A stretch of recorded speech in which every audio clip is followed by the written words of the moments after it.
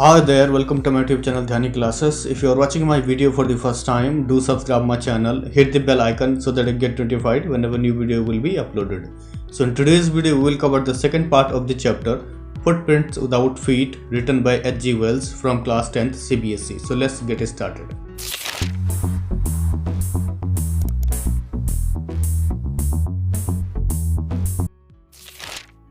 So in the first part of the chapter, we have seen that after attacking the shopkeeper from behind, he stole all the money, whatever he found in a cash drawer, and quickly ran away from the shop and reached the train station and took a train from there to a village named Epping and booked 2 rooms in a hotel in the village Epping. And people of the village got surprised to see the strange look of a scientist as he was wearing bandages on his face with an artificial nose and big bushy side whiskers and dark glasses and all, and he was looking very different. So let's see the second part of the chapter now. So here author is saying Mrs. Hall, the landlord's wife, made every effort to be friendly.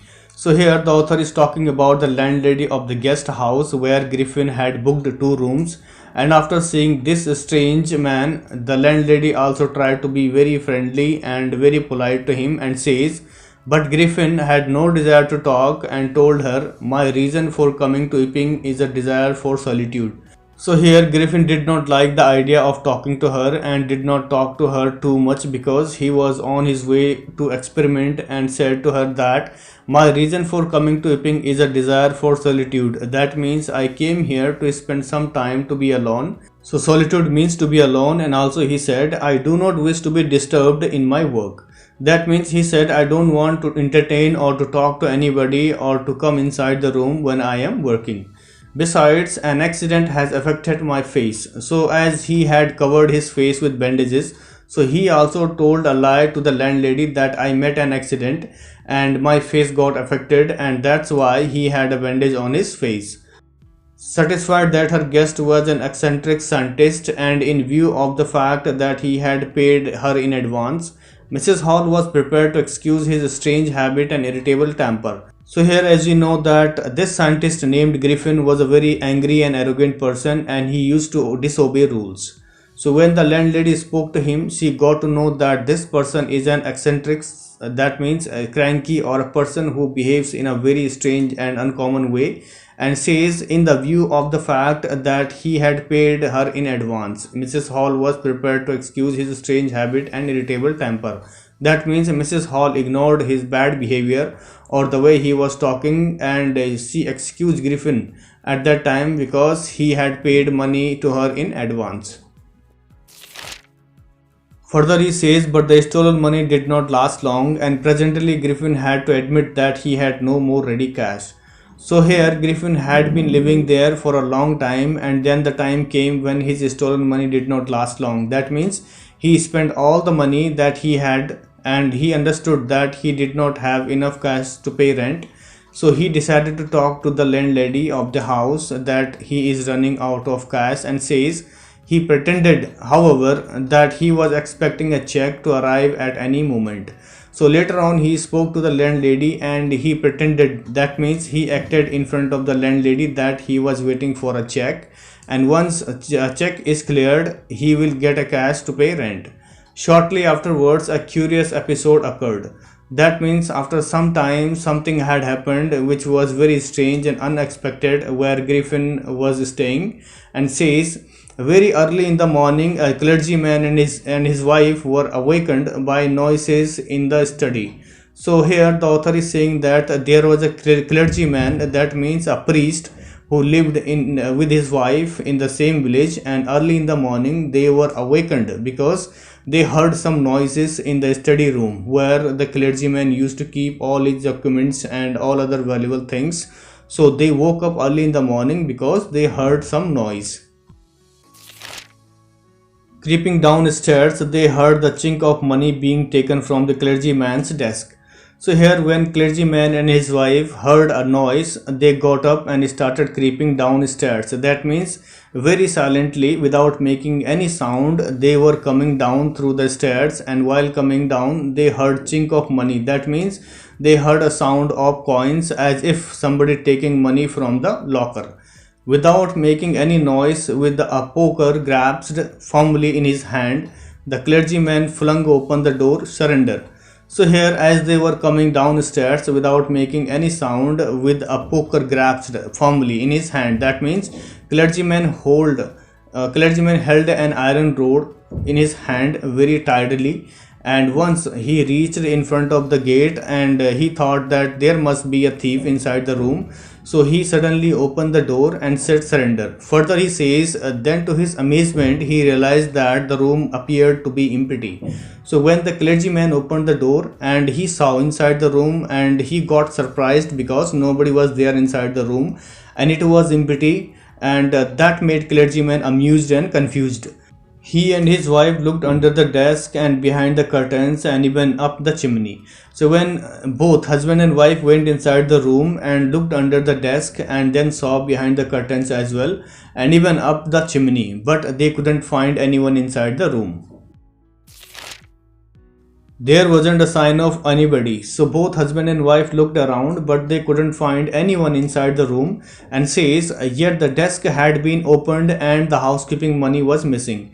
That means suddenly they saw the drawer of the desk was wide open and the housekeeping money was missing. That means the money that he kept for food and other supplies were also missing from the drawer. Extraordinary affair, the clergyman kept saying for the rest of the day. So here the scientist Griffin had stolen all the money from the study room when he was invisible. So clergyman got shocked at how it could be possible because he couldn't see anybody coming or going inside the house. But it was not as extraordinary as the behavior of Mrs. Hall's furniture a little later that morning. So here the author is saying that the robbery that took place in clergyman's house is not extraordinary. That means it was not a new thing because something strange had happened with the furniture in her house was there more interesting. Further he says the landlord and his wife were up very early and were surprised to see the scientist's door wide open. So the landlord of the house and his wife woke up early in the morning and they saw the scientist's room door was wide open and he forgot to shut the door because at that time he went to steal the money as he was running out of cash, so he had to arrange money in order to pay rent to Mrs. Hall. Usually it was shut and locked and he was furious if anyone entered his room. So here usually scientist keeps his door closed and he would get annoyed when somebody comes inside the room, but at that day morning the room's door was wide open and says the opportunity seemed too good to be missed. That means the clergyman and his wife thought this is good chance to see what is there inside the room and why this scientist Griffin keeps his door always closed. They peeped around the door, saw nobody and decided to investigate. So as they peeped inside, that means they looked inside the room and then decided to go inside the room and do something investigation. So both husband and wife wanted to check what Griffin is doing inside the room. Further he says the bedclothes were cold, showing that the scientist must have been up for some time. So here once they entered inside the room and started their findings and investigation, they saw the bed sheets that were lying on the bed and it was very cold, and they got to know that this scientist must have been up early in the morning, and says, and stranger still, the clothes and bandages that he always wore were lying about the room. So one more strange thing they found, and that was the clothes and bandages that he used to cover his face were lying around the room, and everything inside the room was not in its place. All of a sudden Mrs. Hall heard a snip close to her ear. So suddenly Mrs. Hall heard a snipping noise near her ear and says a moment later the hat on the bedpost leaped up and dashed itself into her face. So here the author is saying that when Mrs. Hall heard a sniffing noise near to her ear and then she saw a hat on bedpost, that means 4 support pole or legs of the bed, and one of them she saw that there was a hat of the scientist Griffin, and then this hat leaped up and dashed itself into her face. That means suddenly this hat started jumping up and hit on her face. Further he says then the bedroom chair became alive. That means the bedroom chair also started moving from one place to another and Spring into the air, it charged straight at her legs foremost. So chairs started springing into the air. That means chairs started moving in the air and coming towards Mrs. Hall and hit her legs as she and her husband turned away in terror. So after seeing this, both husband and wife got frightened because they couldn't see anyone inside the room, but still chair was moving and hitting them, and says the extraordinary chair pushed them out of the room and then appeared to slam and lock the door after them. So here they believed that this is an extraordinary chair because it was moving by itself, and this chair pushed both of them and threw them out from inside the room, and then the door closed by itself. So as we know that there was a scientist inside the room, and at that time he was invisible, and when clergyman and his wife entered inside the room, he got angry and hit them and pushed both of them out of the room by throwing a chair. Mrs. Hall almost fell down the stairs in hysterics. So Mrs. Hall became very frightened because it was so surprising to see things were moving here and there without anything. And due to this, Mrs. Hall fell down the stairs and says she was convinced that the room was haunted by spirits and that the stranger had somehow caused these to enter into her furniture. So Mrs. Hall thought that this room was haunted by spirits. That means she thought that there were ghosts inside the room, and says that the stranger had somehow caused these enter into her furniture. That means it was just because of this stranger that the spirit are living in her room and in her house, and this stranger had caused this to happen. My poor mother used to sit in that chair, she moaned. So here Mrs. Hall was feeling very sad because her old mother used to sit in that chair which was thrown by the scientist Griffin, and she moaned. That means she was saying something in a low voice and thought, to think it should rise up against me now. That means she thought, how could this chair rise against her, because her mother used to sit in this chair which hit her legs. The feeling among the neighbors was that the trouble was caused by witchcraft. So after hearing the noise, people from neighbor came out from their house, and they also thought that somebody who knew black magic is doing something inside the house. But witchcraft or not, when the news of burglary at the clergyman's home became known. So here the author is saying that after some time, everybody near the house of the clergyman got to know that somebody robbed him, and that's why this strange sound coming from his house, and it was not caused by witchcraft, and says the strange scientist was strongly suspected of having had a hand in it. So later on, people also started thinking about a strange scientist Griffin, that he must have done robbery and he is the only one having had a hand in it. Suspicion grew even stronger when he suddenly produced some ready cash, though he had admitted not long before that he had no money. So here people got to know that this strange scientist had done the robbery, because after the robbery he went to the landlady and paid rent to Mrs. Hall, and earlier he was saying to the landlady that he did not have money to pay rent and he was waiting for a check. So in this way, doubt of having had a hand in robbery grew up, that from where did this money come, and then the village constable was secretly sent for. So finally someone from the village called the police for investigating because they had a doubt on scientist Griffin. Instead of waiting for the constable, Mrs. Hall went to the scientist, who had somehow mysteriously appeared from his empty bedroom. So here Mrs. Hall went inside the room to see, instead of waiting for the police constable, because she wanted to know whether the scientist was there or not, and says the scientist had somehow mysteriously appeared from his empty room. That means he saw the scientist was there inside the room, because he thought everybody went outside, and then he wore his outfit, and suddenly Mrs. Hall went straight to the scientist and asked him, I want to know what you have been doing to my chair upstairs, she demanded. So here, as Griffin was visible at that time when Mrs. Hall entered inside the room, and she demanded, that means she asked him a question, that what had you been doing with my chair and furniture upstairs? And I want to know how it is you come out of an empty room and how you entered a locked room. So Mrs. Hall also wanted to know how Griffin came inside and went inside the locked room, and how he came out of an empty room without anybody noticing. The scientist was always quick-tempered, now he became furious. So here the author is saying that when he saw Mrs. Hall is getting angry and asking questions, he became very annoyed and angry because he had a temperamental behavior and became very angry. Further he says, "You don't understand who or what I am." He shouted, "Very well, I'll show you." So here scientist Griffin became very angry and said, "I am going to show you who I am and what I am doing here." And then he started shouting at Mrs. Hall. Suddenly he threw off bandages, whiskers, spectacles and even nose. So as Griffin became very angry, and suddenly he started removing bandages from his face, whiskers, spectacles and even artificial nose as well, because he wanted to frighten her, and says it took him only a minute to do this. That means within a moment he took off all these things from his head and face, and horrified people in the bar found themselves staring at a headless man. So here the author is saying that when he pulled out all these things that covered his face and head and became a headless man, so there were many people around Mrs. Hall and they got shocked and started staring at a headless man.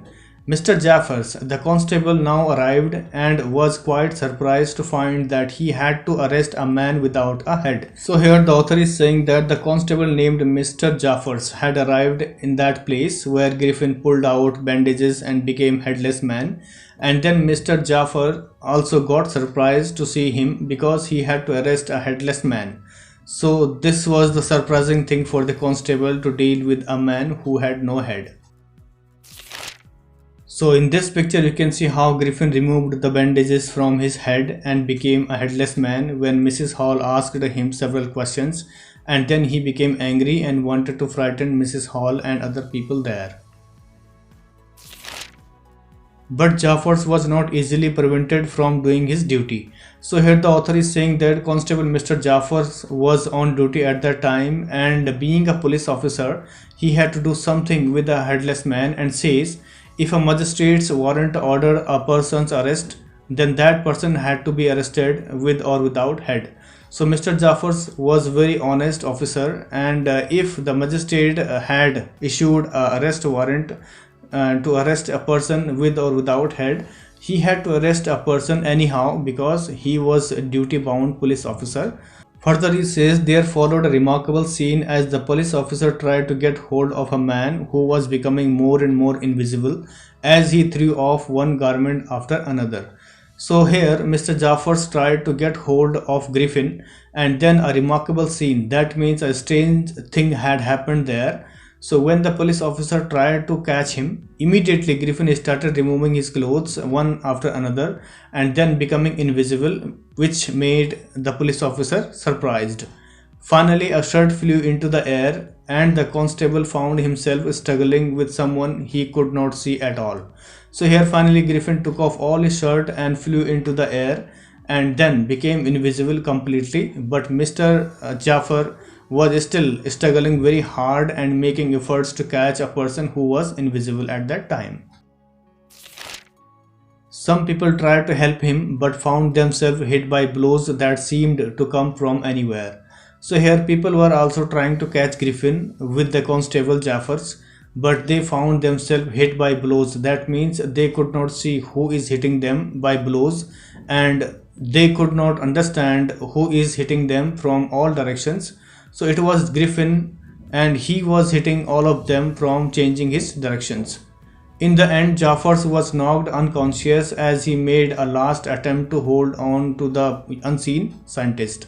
So here, as the constable was putting efforts to get a hold on Griffin, but suddenly Griffin attacked Mr. Jaffers in a cruel manner and knocked him down, and then Jaffers became unconscious because he got a strong blow from the scientist Griffin. There were nervous, excited cries of "hold him," but this was easier said than done.